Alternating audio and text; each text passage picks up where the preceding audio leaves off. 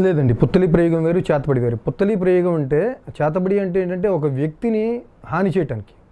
పుత్తలి ప్రయోగం అంటే ఒక వ్యక్తిని బాగు చేయడానికి కూడా. ఏదైతే ఒక వ్యక్తిలో అంటే వైద్యపరంగా అంటే ఈ సైన్స్ నమ్మకపోవచ్చు, అంటే సైన్స్ని మేము కూడా చాలా విశ్వసిస్తాం. ఎందుకంటే మనం డిపెండ్ అయ్యిందంతా కూడా సైన్స్ మీదే. కాకపోతే దీన్ని కూడా సైన్స్ అని ఒప్పుకోలేరు వాళ్ళు. ఇది కూడా మనం ఆచార వ్యవహారాలను కూడా సైన్స్తో డిపెండ్ అయ్యి ఉన్నవండి. మీరు చూసుకోండి, ఈ పుత్తలి ప్రయోగం కూడా ఒక వ్యక్తిని బాగు చేయడానికి ఉపయోగిస్తారు.